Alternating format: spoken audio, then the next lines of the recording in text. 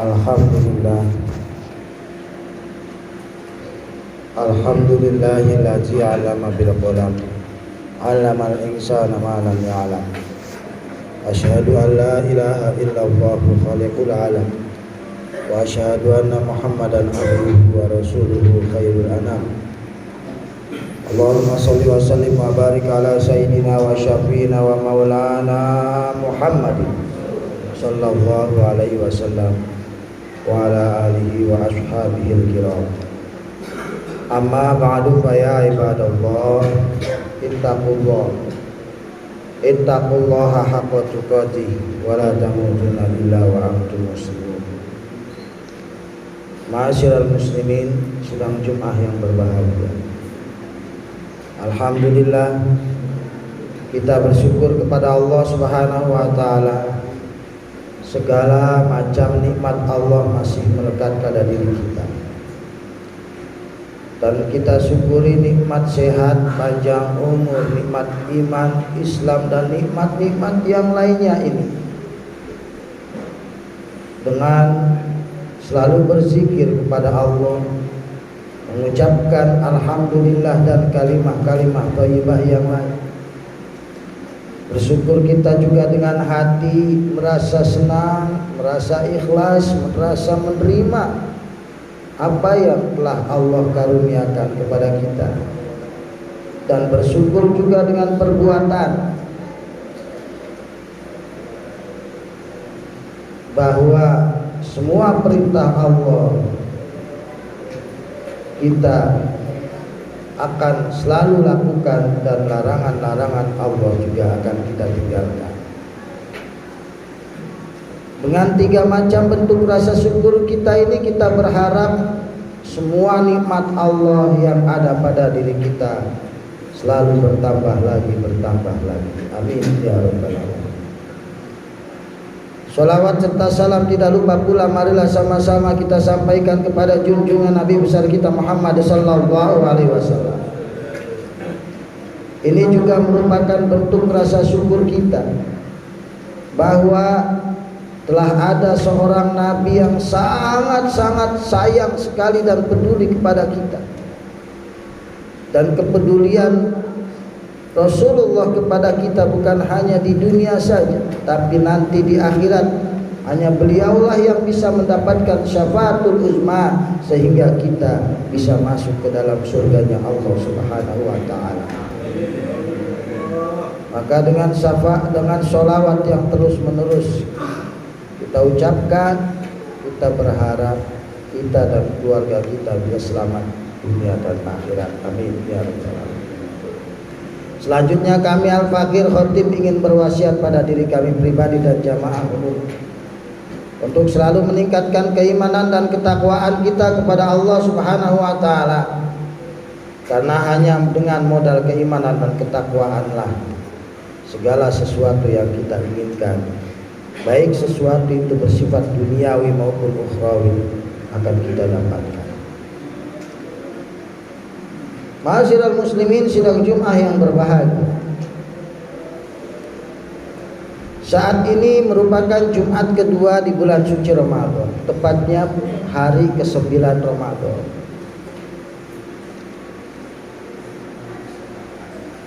Di mana Ramadan dijadikan oleh Allah Subhanahu wa taala sejatinya adalah untuk kita semua, hamba-hamba Allah yang beriman. Karena banyak sekali manfaat dan berkah yang kita dapatkan di bulan suci ini. Oleh karena itu, tema khutbah saya kali ini adalah meraih manfaat dan keberkahan di bulan suci Ramadan. Paling tidak ada 5 hikmah atau 5 hal yang bisa dijadikan manfaat buat kita di bulan suci ini. Jika kita benar-benar bisa memanfaatkan 5 hal ini, maka insya Allah manfaat dan banyak sekali manfaat yang lain akan mengikuti. Yang pertama,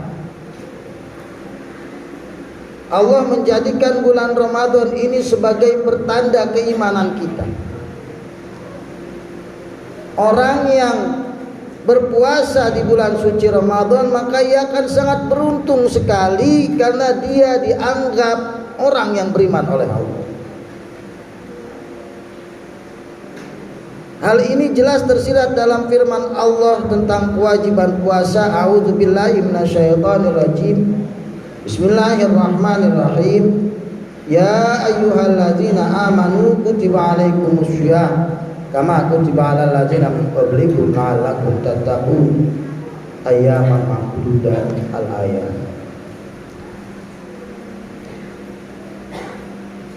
Ayat ini sering kita dengar, bahkan kita mungkin sudah hafal,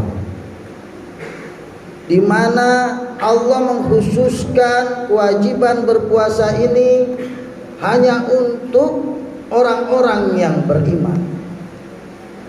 Berarti ketika kita sudah menjalani puasa dari hari pertama sampai hari ke-9 ini dengan penuh keimanan dan penuh keikhlasan, maka jaminannya kita diakui oleh Allah sebagai orang yang beriman. Itu yang pertama. Kemudian manfaat yang kedua, ampunan Allah Subhanahu wa taala akan kita raih ketika kita benar-benar berpuasa di bulan ini dengan puasa yang dikehendaki oleh Allah dan Rasul. Sebagaimana sabda Nabi besar kita Muhammad sallallahu alaihi wasallam, man shoma ramadhana imanan wa ihtisaban ghufira lahu ma taqaddama min dzambi. Kita sadar sesadar-sadarnya bahwa kita adalah makhluk banyak dosa, wahai saudaraku. Mungkin kita tidak bisa menghitung walaupun dengan alat secanggih apapun tentang dosa-dosa yang ada pada diri kita. Bahkan besarnya gunung tidak sebesar dosa kita. Luasnya lautan mungkin tidak seluas dosa kita. Baik dosa-dosa itu dilakukan secara sengaja ataupun tidak sengaja. Dosa sering meninggalkan kewajiban, dosa lalai ketika panggilan Allah, suara azan datang, boro-boro kita menyambut, menghormatinya dengan menjawab azan ma azan, ngobrol ma ngobrol.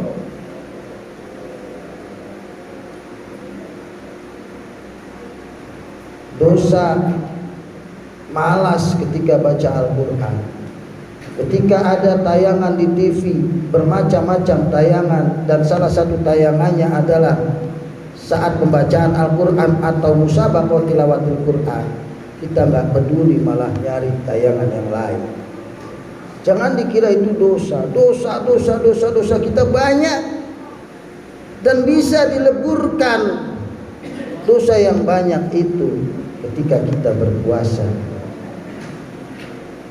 Kalau puasa kita didasari dengan iman dan keikhlasan mengharapkan ridha Allah Subhanahu wa taala. Ini manfaat yang kedua.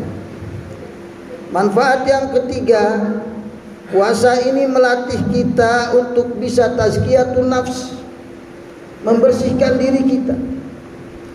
Dimana kalau dalam metode ilmu tasawuf, tazkiyatun nafs itu tingkatannya ada 3. Pertama takhalli, kedua tahalli, ketiga tajalli. Takhalli adalah mengosongkan atau menghilangkan sifat-sifat buruk yang ada dalam diri kita. Sifat tamak, serakah, rakus.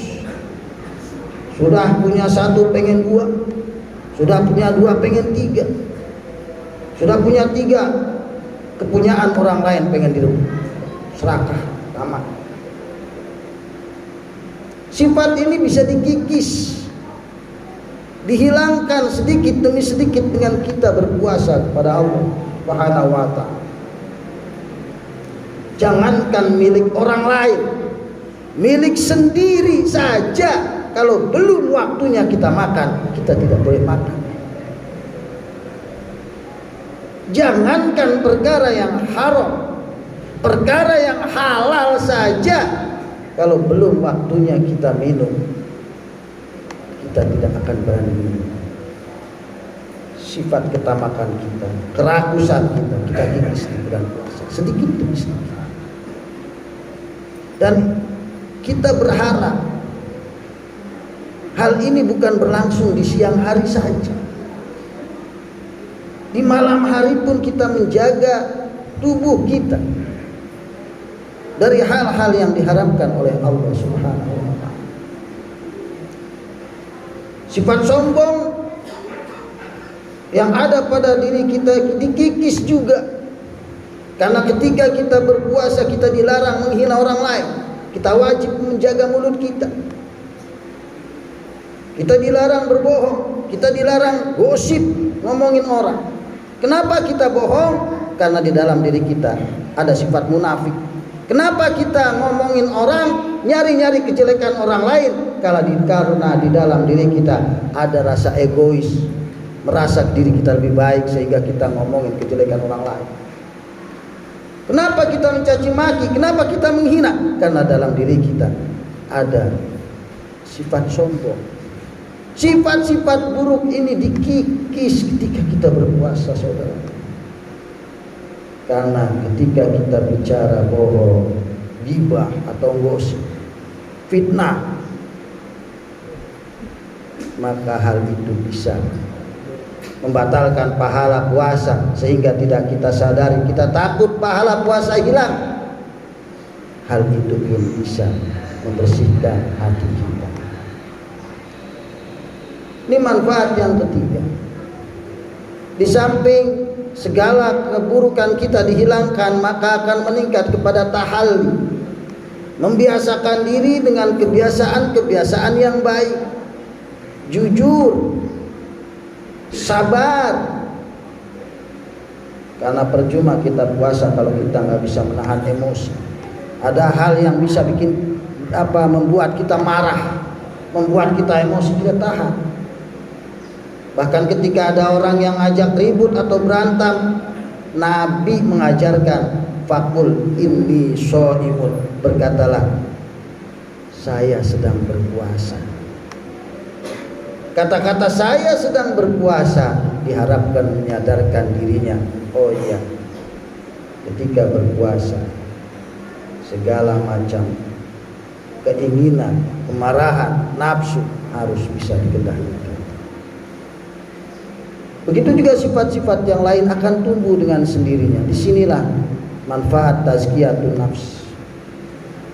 Manfaat yang keempat, sudah populer, sangat populer, suatu hadis Nabi yang mengatakan sumu tasihu, berpuasalah kalian maka kalian akan sehat.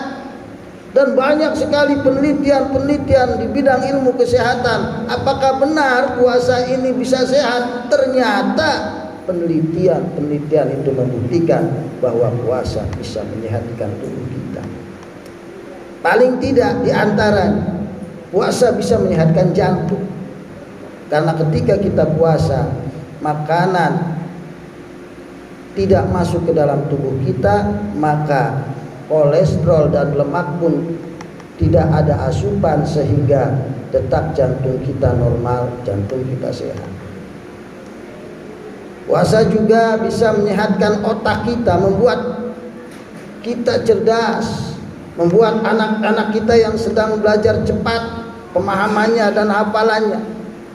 Sebagaimana penelitian yang dilakukan oleh Universitas Oxford pada tahun 2018 mengatakan puasa satu hari saja bisa meningkatkan jumlah protein otak, di mana protein itu bisa membuat orang cepat paham dan cepat hafal dalam belajar. Bisa kita bayangkan wahai saudaraku, pantas saja ulama-ulama dulu, kiai-kiai dulu, mereka hafal Al-Quran beserta tafsirnya, hafal hadis, ribuan hadis beserta sanadnya, karena ternyata mereka pun rajin berpuasa. Bukan hanya puasa wajib, Senin Kamis, Ayyamul Bid, puasa Daud, bahkan banyak para ulama yang puasa sepanjang tahun kecuali pada hari-hari yang diharamkan. Mereka berpuasa sehingga kecerdasan mereka luar biasa. Sulit dibandingkan dengan kecerdasan orang-orang zaman sekarang yang malas berpuasa. Jangankan puasa sunnah, puasa wajib saja beratnya luar biasa. Dan masih banyak nilai-nilai kesehatan lain yang terkandung dalam kita berpuasa. Dan selanjutnya, puasa bisa membuat diri kita naik ke level yang tertinggi, yaitu menuju level takwa kepada Allah Subhanahu wa taala. Ketakwaan inilah saudaraku yang akan kita tuju sehingga kita menjadi orang yang paling bahagia di dunia, karena Allah berjanji, wa may yattaqillaha yaj'al lahu makhraja wa yarzuqhu min haitsu la yahtasib. Siapa yang bertakwa kepada Allah, maka segala macam urusannya akan diberikan jalan keluar yang terbaik. Dan siapa yang bertakwa kepada Allah, rizkinya pasti ditanggung. Enggak ada sejarahnya orang berpuasa dan sehingga dia bertakwa kok dia kelaparan, dia tidak punya rizki, tidak ada, karena Allah yang menanggung. Kalau kita melihat sejarah, betapa tidak masuk akalnya seorang Nabi Yusuf yang waktu itu masih kecil dijebloskan oleh kakak-kakaknya ke sumur tua yang ukurannya pasti mati. Yusuf waktu itu masih kecil, dijeblosin di sumur tua, gimana naiknya ke atas? Sumurnya karena sudah terlalu tua, nggak ada airnya, yang ada pasti banyak binatang-binatang melata di dalam sumur itu. Jangankan sumur lubang besar, lubang kecil aja pasti ada binatangnya, ada semut, bisa jadi ada cacing, apalagi sumur. Bagaimana cara Nabi Yusuf naik ke atas? Pasti mati. Tapi ternyata Allah punya cara lain. Dan ketika saudara-saudaranya sudah dewasa, bertemu dengan seorang pimpinan yang menjadi raja, seorang yang memegang semua keuangan negara, yaitu seorang itu sangat mirip saudaranya yang dulu dijebloskan. Saudara-saudaranya berkata, qalu a innaka la anta Yusuf. Apakah kamu benar Yusuf? Yusuf yang kami jebloskan, yang bukannya kemati waktu dulu. Kaget, tidak percaya. Kenapa yang tadinya dihina, dibuli, dicaci, kok bisa jadi seorang yang sangat mulia? Maka Nabi Yusuf akhirnya memberikan jawaban, qalu ana wa haza akhi. Iya benar, saya Yusuf. Bagaimana caranya kamu bisa mulia begitu? Nabi Yusuf juga menjawab, fa innahu may yattaqi wa yasbir fa innallaha la yudhi'u ajral muhsinin. Sesungguhnya orang yang bertakwa dan bersabar atas cobaan Allah, pasti Allah tidak akan menyia-nyiakan pahala bagi orang yang berbuat baik. Takwa saudaraku, insya Allah kita akan mulia seperti mulianya Nabi Yusuf alaihissalam. Itu baru di dunia, belum di akhirat. Jaminan Allah, innalil muttaqina fi jannati wa na'im, cuma untuk orang-orang yang bertakwa, surga dan kenikmatan. inilah yang akan kita tuju ketika kita puasa Ramadan. Mudah-mudahan kita bisa meraihnya. Amin ya rabbal alamin. A'udzubillahi minasyaitonir rajim. Bismillahirrahmanirrahim. Innal abrara lafi na'im wa innal fujjara lafi jahim. Sesungguhnya orang-orang yang baik itu tempatnya adalah surga yang penuh kenikmatan, dan orang-orang yang menyimpang dari ajaran-ajaran Allah tempatnya adalah neraka jahim. Barakallahu li wa lakum fil Qur'anil azim wa nafa'ana fihi wa iyyakum bima fihi wa dzikril hakim. Taqabbal minni wa minkum tilawatahu innahu was-sami'ul 'alim. Aqulu qouli hadza wa astaghfirullahal azim li wa lakum wa lisairil muslimina wal muslimat wal mu'minina wal mu'minat wastaghfiruhu innahu wal ghafurur rahim.